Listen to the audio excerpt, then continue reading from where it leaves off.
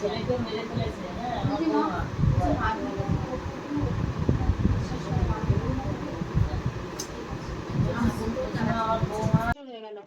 আপনি অনেক উপকার পেয়েছেন। আমি অনেক যেমন কি উপকার পেয়েছেন?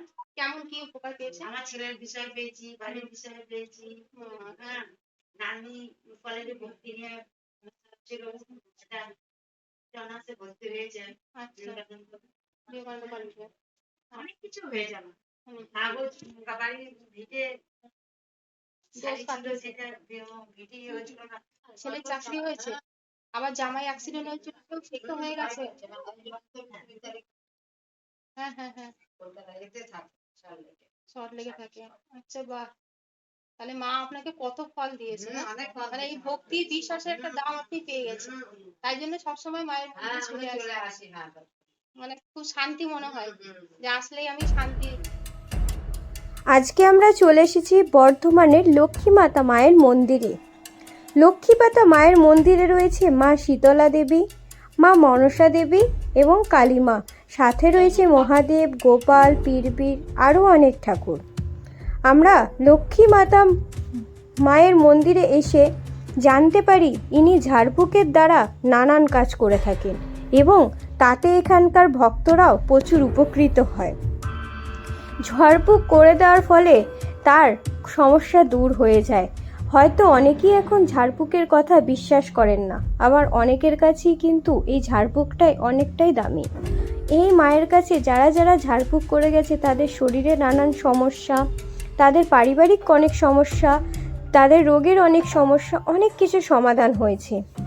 এই মায়ের মন্দির আসতে গেলে তোমরা কিভাবে আসবে সমস্ত কিছু আজকে তোমাদের সাথে শেয়ার করব। এই মা বসেন 12টা থেকে, প্রত্যেক দিনই এই মায়ের ভর হয়।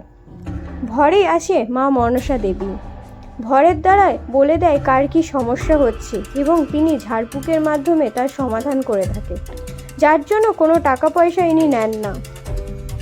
এই মন্দির অনেক পুরাতন একটি মন্দির, এই মন্দিরে এলেই মনের অনেক শান্তি মেলে। এবার তোমাদেরকে বলি, মনসা মন্দিরে আসতে গেলে তোমরা নিরামিষ খেয়ে আসবে না আমিষ খেয়ে আসবে? তোমাদের মনে এই প্রশ্নটা সকলেরই থাকে। তো ফার্স্টই বলি, তোমরা নিরামিষ খেয়ে এই মন্দিরে আসবে।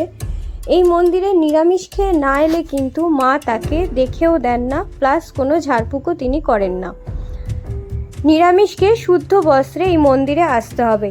এবার তোমাদেরকে বলি এই মন্দিরটা কোথায়। এই মন্দিরটা হচ্ছে বর্ধমান পুলিশ লাইন শালবাগানে। যারা বর্ধমান স্টেশন থেকে আসছো তারা ডাইরেক্ট শালবাগানের টোটো ধরবে, একদম সেন্ট জেভিয়ার্স রোডের সামনেই কিন্তু এই মন্দিরটা। আর যারা আলিশা বাসস্ট্যান্ড থেকে আসছো তারা আলিশা বাসস্ট্যান্ড থেকে ডাইরেক্ট এখানকার টোটো পেয়ে যাবে, 10 টাকা ভাড়া নেওয়া হয়। এবার বলি মন্দিরের পুজো শুরু হয় কখন। মন্দিরের পুজো শুরু হয় 12টা থেকে। সন্ধেবেলাও কিন্তু এই মন্দিরে ঝাড়ফুঁক হয়, যাদের নানান সমস্যা আছে মা কিন্তু তাদেরকে ঝেড়ে দেন।